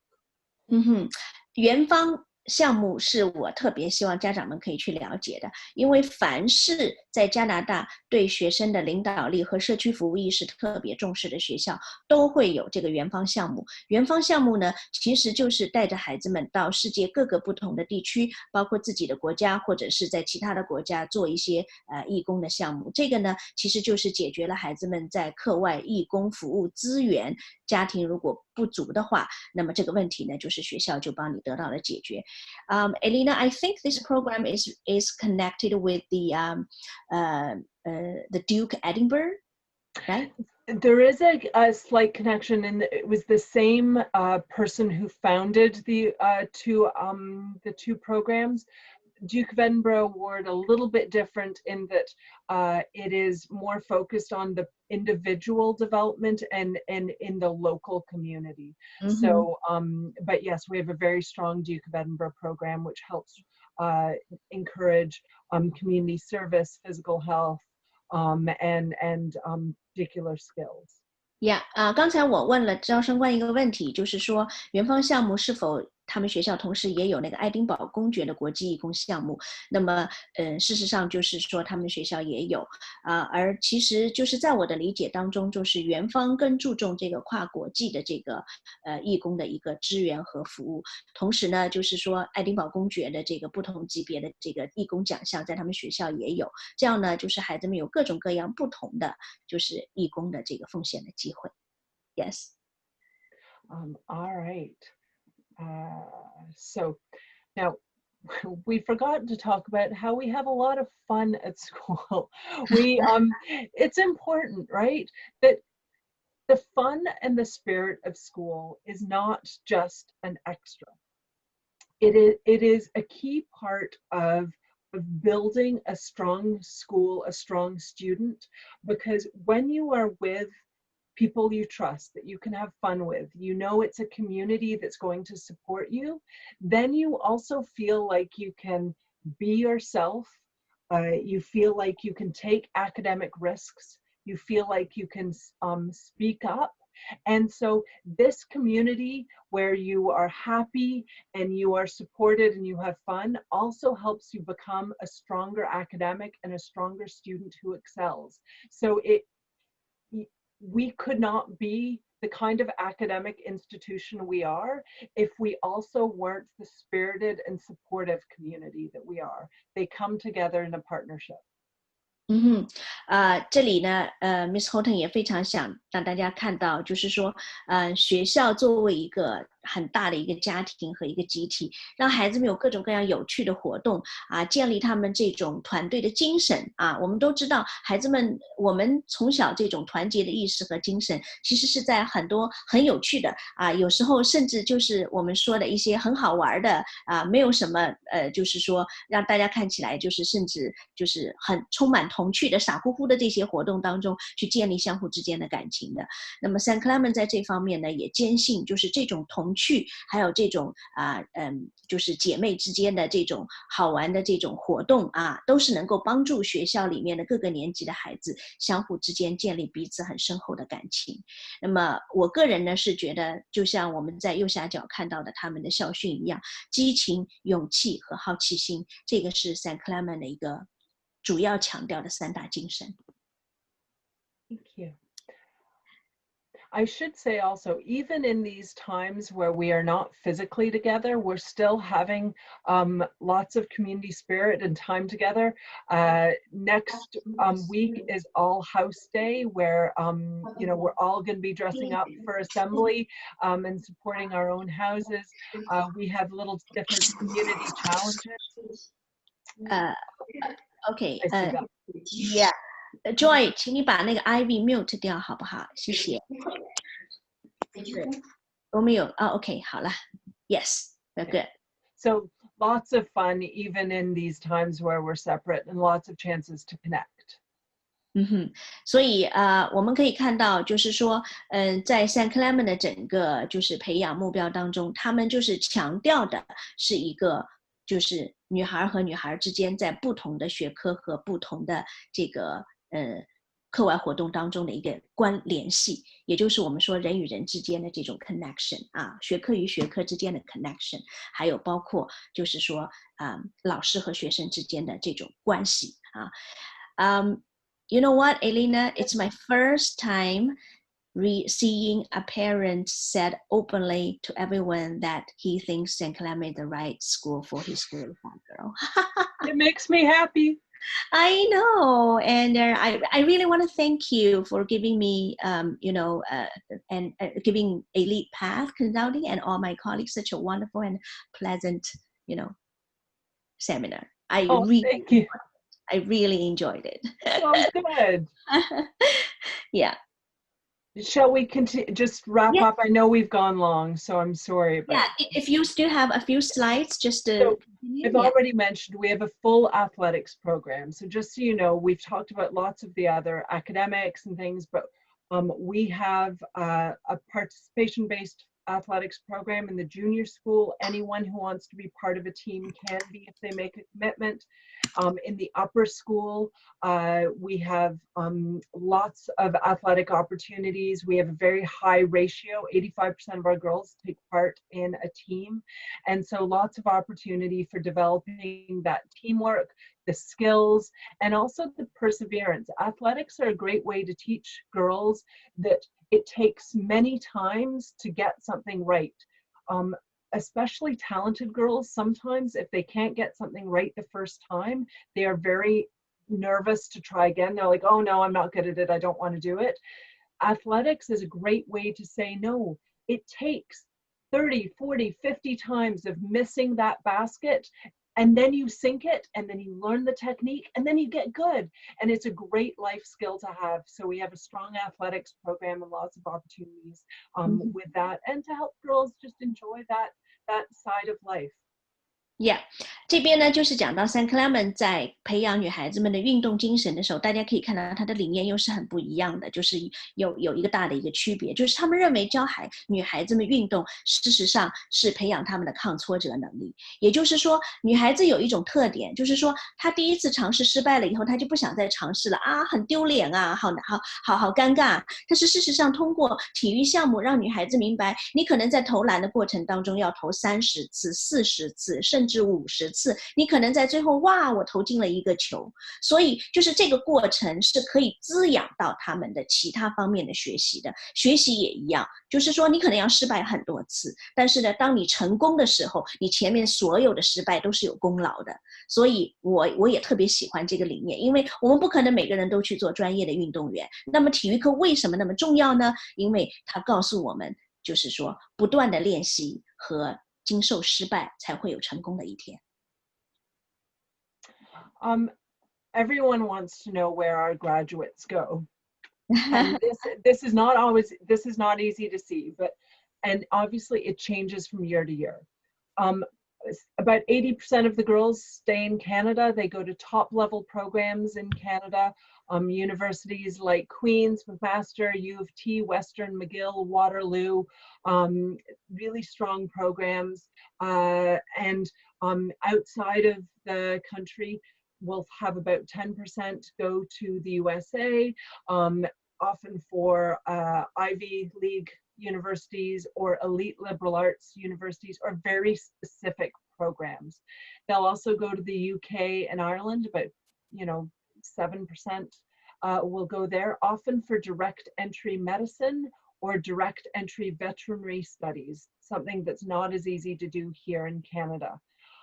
About 55% or so will go into science, technology, engineering, and math. And then the other 40 to 45% will go into the liberal arts, the fine arts, and business programs.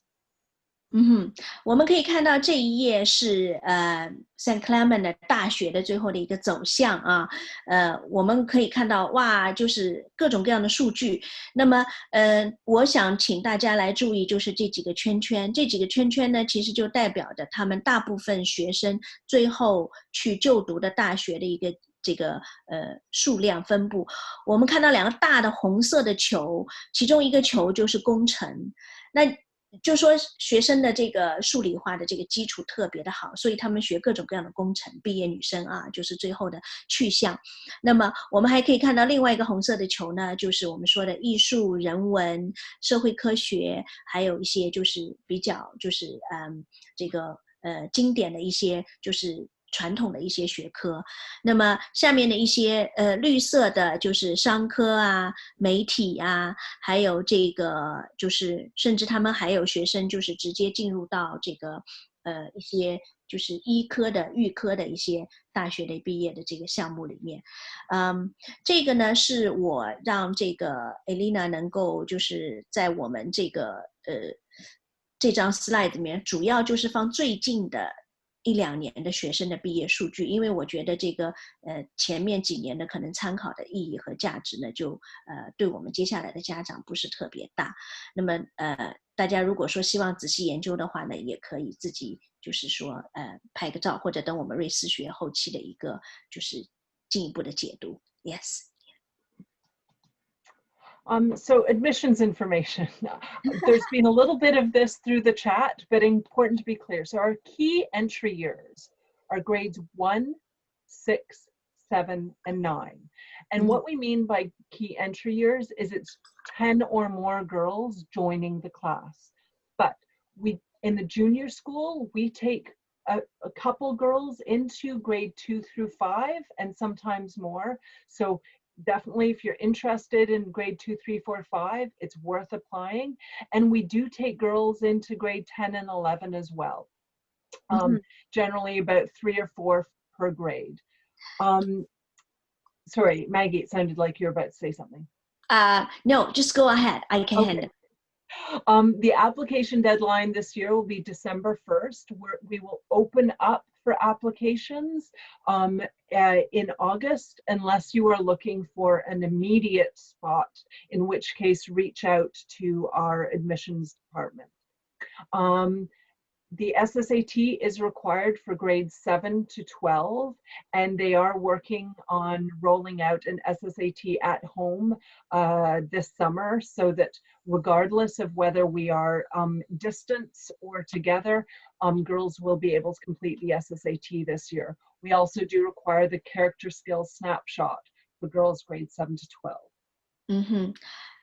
所以大家可以看到，在这个我们终于讲到 admission 的部分了，就是说他们的那个入学的年级呢是1年级、6年级、7年级和9年级。那么16、79大家记住，同时我特别希望大家能够记住，就是说 St. Clement 他们在10年级和11年级，也就是我们的这边的就是对应到中国大家喜欢说高1、高2啊，但10年级和11年级还是会收3到5个新生，但是呢，这个孩子的这个就是学术能力要比较强。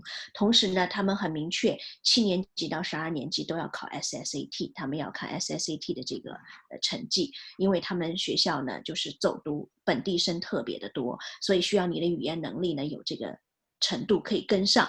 同时呢，他们也需要这个性格测试。就是我们就是叫 character snapshot 啊，这个在你考 SSAT 的时候，同步的都可以在同样一个网站系统里面点击链接进去去做的。那么所以这些呢是它的一个要求，同时申请呢是截止到12月1号。All right.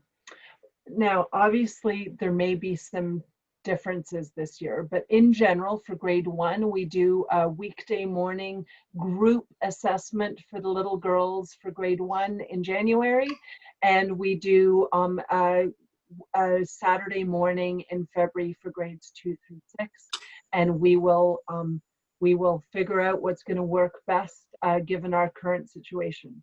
We also do have financial aid available for girls grades 7 to 12 of $750,000. 哇 ，OK， 所以另外几个重要的信息呢，就是说，如果你申请读1年级，那么你在2021年的1月份就会有一个就是那个试读日，就是说你要到学校里面去参加它各方面的这个测试啊，在学校考的。那么如果你申请的是2年级到6年级，那么会在2月份有一个就是学校的校考和试读日。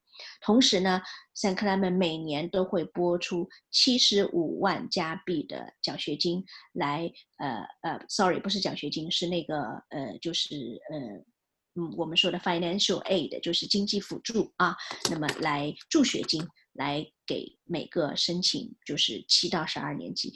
So Elena, I just want to clarify.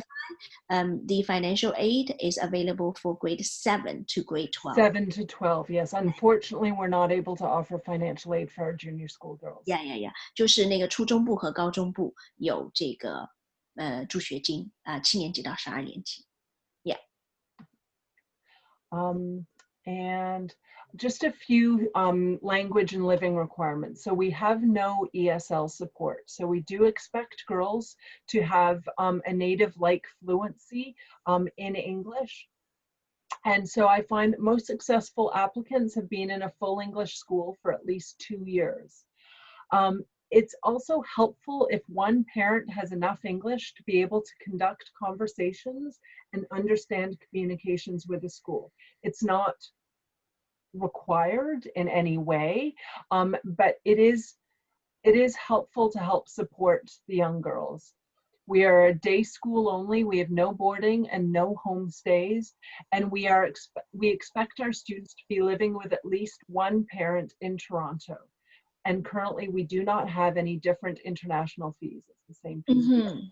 哇，几个很重要的点跟大家强调一下啊。第一个呢，学校是没有 ESL 课程的，所以呢，他认为就是说，就是最成功的学生来 St. Clement 读书都是之前已经有2年的全日制的在英语学校学习的这个经验，比较容易能够在 St. Clement 成功。那么第二个呢，也非常希望双方的家长中有一方能够有足够的英语，能够对一些日常的对话，能够进行日常的校方和家长之间的沟通和交流。这不是必须的，但是呢，他们是希望有的。那么同时呢，我们瑞思学呢也会提供，如果家长有需要的话，带您去学校去面试，帮助您去做翻译。我们跟 St. Clement 支持学生这个家长面试的翻译工作已经很多年了啊。那么同时呢，他们没有住校的项目，也不可能安排学生去找住家。那么希望学生呢至少跟一个家长，就是如果父母不能来的话，至少跟一方家长能够居住在就是多伦多。同时呢，他们目前没有制定国际生不一样的学费，也就是说，无论您是国际生还是本地生，您的学费是和我们大家本地人都是一样的，没有增加。And so in summary, what makes us special? What makes us different than all the other great options you have in Toronto? It's the academic rigor and excellence in a small and nurturing environment. It's grades 1 through 12, all under the same roof, interacting every day. And it's a place where each and every girl is known and valued for who she is. 所以最后用一句话来总结，是什么使得 St. Clement 那么独一无二？第一个就是他们的学术活力，和他们用一个非常小又非常有营养的环境来让每个孩子不光学业上非常的杰出，同时在整个人格的塑造上面也达到他们做到他们最好的自己。那么1到12年级的孩子都在一栋楼里面，所以每个女孩都会被认识、被尊重、被珍惜。Oh, sorry. Thank you. Thanks for being here. God, thank you so much, Elena. I'm sorry that was so long. I didn't take into consideration how much extra time with the translation. So for those of you who are still with us from the beginning, you are troopers. You know what, Elena? We have about 55 to 57 parents attending, and now we still have 54 of them online. Wow, you're amazing. Thank you. I know. And you know what? You are multitasking, I can tell. I'm trying to, yes, I'm trying to answer questions in the chat while we go. You've been answering a lot of questions, and you know what? I think all the questions that have been answered on the chat, we will save them, and Great. I can translate them later on, and Okay. I can, write up. We can write up in the WeChat article, and we can share it with all the parents, and I would like you to have a wrap-up speech to the parents. Or you want me to have a wrap-up speech? I think that was my wrap-up speech. I know that you had some other speakers, so yeah, can we invite? Yes. Oh, sorry. please, so sorry. please, Yeah, please. because I'm so excited. Carrie, do you want to hop? Sure. Carrie? Yeah. OK， 那么今天很荣幸啊，感谢大家来参加瑞思学语这个 St. Clement 的讲座。那么今天呢，我主要想讲一些我认识的一些西人家庭，他们对于当初为什么要选择 St. Clement 和他们在 St. Clement 就读以后的一些感受。因为我觉得 St. Clement 其实在多伦多确实就是它的名声其实是就是赫赫有名的，在这些女校中。但是呢，很可惜，我们华人家庭对于 St. Clements 的了解其实并不是太多，或者呢，有一些华人家庭呢去参观了学校以后呢，就觉得好像都不错，但是呢，又感觉学校比较小，都没有选择它。所以呢，今天我想跟大家分享一些我对 St. Clements 的一些了解哈。那么非常巧，我呢其实认识在各个私校就读的一些西人家庭，那么这些家庭呢也都是在多伦多，也是一些比较有名望的家庭，那么我呢也比较喜欢总结一下身边各个家庭在每一个学校就读的一些家庭的特色。我发现呢，在身边就读 St. Clements 的一些家庭，有医生，有律师，有银行家，也都是做得很大的一些银行家。那么他们之所以把女儿送进 Clements 呢，也有的家庭是一个女儿在另外一个学校，一个在 St. Clements， 也有这样的家庭。那么他们之所以最后都选择 St. Clements， 而且就他们的体验来讲，他们在 St. Clements 都读得非常的满意。我总结了一下这些家庭呢，首先这一些家长他们自己都是非常非常重视教育的，他们对于这个教育的这个小孩教育的重视程度啊，绝对不亚于我们华裔家庭。他们有一些家长也是非常挑剔的家长，但是呢，在每一次和他们聊起 St. Clements， 他们对于 St. Clements 都是基本上都没有任何的一些 complaint， 没有任何的抱怨，没有说我们觉得这个学校哪里不好。每一次跟我的交流的时候的反应都是非常的 positive， 非常积极的。正面的一些，有一个妈妈很有趣，因为我们刚刚讲到 St. Clements 在学术方面的这一点，我是非常认同的。因为有一个家庭呢，女儿呢是最后在比较了之后呢，她选择入读了另外一所女校，我们当时聊起以后，我就说，那你为什么最后不选择 St. Clement 呢？他就说了，这妈妈也很坦白，他就跟我说，我觉得 St. Clement 这个 too academic， 他的原话是这么说的。那我说，那你选择这所女校 academic 也是非常强啊。他说，那我们觉得和 St. Clement 比有一定的差距啊。那么就由此可见呢，这个 St. Clement 在所有的这些女校中间，它的这个 academic 它的学术确实是非常强的，并不是说其他的几所不够强，而是说 St. Clement 确实在学术方面，它对学生的一个综合能力是非常的重视的。也就是像刚刚我们 Maggie 老师总结的，你的学术的一个综合能力要比较强，因为它不光是只是一个背或者是一个简单的一些背诵和记忆啊，那它对学生的整个一个搜索能力啊 research skill， 那一个的它的 integrative thinking 的一个 skill critical thinking skill 比较要求比较高的。所以呢如果说我们正好有家庭女孩子呢各方面能力都很强啊，她又学习成绩很好，家庭又很注重培养她的这个学术能力的，那么我觉得 St. Clement 你们选择 St. Clement 一定不会后悔。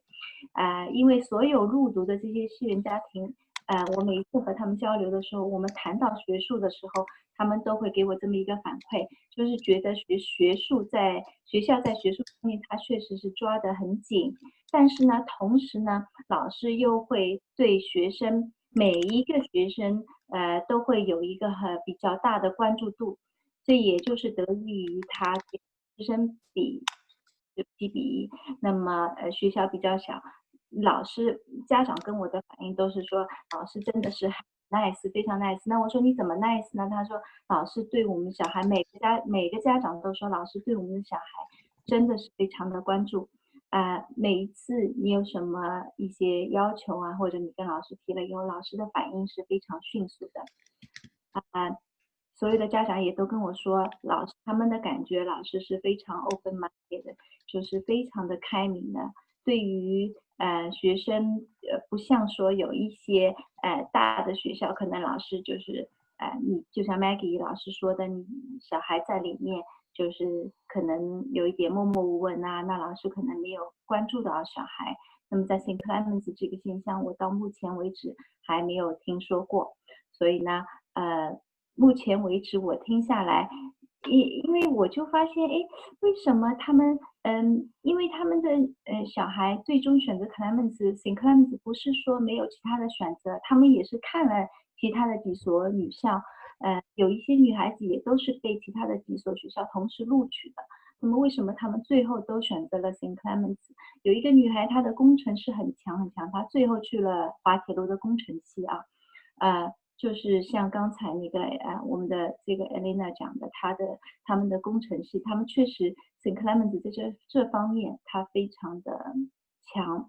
那么我的感觉呢，就是整体来说，这个如果说我们华人的家庭，你对学校整个的一个校园不是那么挑剔的话，因为我们实事求是的讲 ，St. Clement 的校园确实没有其他几所女校大。但是你又非常重视学校的一个学术氛围，一个人文的一个氛围和老师的一个互动，如果是家庭非常重视这几个方面的话，那么我非常建议大家去 St. Clement 实地的考察一下，然后呢，如果你们有什么问题呢，也欢迎随时来问我们。那么今天因为时间关系的原因呢，我也不能跟大家就是做一个非常全面的分享啊，但是呢，我就是把跟一些西人家庭的一些聊的一些他们的一些这个话总结了一下给大家听。那有一些呢也是非常 personal 的东西，这个我觉得他们在聊的一个过程中啊，他们对我其实也是很 open 的，包括他们对其他的一些学校有一些什么了解，他们也都会讲给我听。但是呢，最终我听下来呢，我就发现，每一个家庭，我聊到现在，有的家庭有3个女孩都在这个 St. Clement， 他们说我们每一个女儿在 St. Clement 都非常的快乐，他们每一天都过得非常的充实，但同时他们就觉得说，小孩回来都说，我们在学校每一个人都是我的朋友，就朋友也非常多，也没有说是女孩之间，可能大家有时候会比较担心大一点的会不会有一点这个互相比较攀比啊，或者是没有，这个氛围是非常非常好的。所以这个呢就是我想跟大家分享的一些关于这个这些西人家庭他们对于 St. Clement 的一些看法。那么我希望我们华人家庭呢在选校择校的时候，你比较了所有的学校以后，能够选择一所对于最适合自己家庭、最适合自己孩子的学校，而不是说基于这个学校的它整个的一个外貌啊，或者说它的一个占地有多大，或者说它的名声。那么名声这件事情呢，我想为 St. Clement 真的再次要这个证明一下啊，这个在西人的这个 community 当中，他们的家庭中 ，St. Clement 绝不是像我们华人心中想的可能不如其他3所女校，绝对不是这样，好吗？这个就是我今天想跟大家分享的一些。如果大家有什么问题，就欢迎大家随时来咨询我们的导师。Thank you, Carrie. Elena, this is Jean from Elite Path. Jean. Hi, I finally showed my face. I just wanted to let you know that Maggie has another call, so she Yes, has to leave. she and I have been on the chat. Yes, so I know it's a long seminar, but it was great to have you here. And I also wanted to briefly let you know that all of our Elite Path colleagues are here today to support you. This is the first time that they all show their face here. We have Sherry, we have Lucy, we have Carrie who just made the speech. Yes, thank you for that. Yeah, and Maggie who just left. And we also have Joy who has been mute all the time, but she's doing all of the tech support at the background. I know, she's our Zoom mistress. I know. So I just wanted to thank you, everybody. It was a lot of substantial information. I hope, obviously, it's not enough time to say great things about all the schools, especially St. Clement, where we still have a lot to disclose, a lot to learn. So if anybody has any question, feel free to reach out to Elena, Ms. Holden. And also, if you wanted to have an easy communication in Chinese, Elite Path welcomes you to reach out to us. Thank you, everybody. Jerry, 你要不要翻译一下？ Thank you so much. 谢谢。Sherry, 你 mute 掉了，要不要跟大家说一下 ？Sherry, 你 mute 掉了。Yeah，谢谢各位啊，我们很感谢Elena， 还有今天做了全程翻译的 Maggie 老师啊，因为 Maggie 老师呢，她有另外一个 call 啊，也是跟我们另外一个学校的大招官约好了，所以呢，她先告退了。那么今天我自己作为一半的有一个女儿的家长听下来也是很有收获。那我最大的感受呢，就是瑞思学的讲座跟其他的讲座有什么不一样呢？我最大的感受是不单招生官在这边跟大家来介绍学校，那更有瑞思学的导师用自己的多年的一线的这样的一个经验来给大家做一些更加深入浅出的解释。那这种解释，这种带有自己的评论性质的这样的一种旁白和翻译呢，我觉得这才是真正的一个增值的部分。那我听完以后，我觉得是很有长进的。那么我们今后呢，每一场呢还有同样的精彩的大招官和我们这边瑞思学的独到的一个解释希望大家stay with us 好吗？我们下一场再见。我们下场应该还是周五，可能是晚上，到时候我们会有信息出来，请大家我们到时候再见了，好吗？拜拜。Thank you, everybody. Enjoy your weekend. Thank you for being here. Reach out if you need. Bye. Thank you, Bye. everyone. Yeah.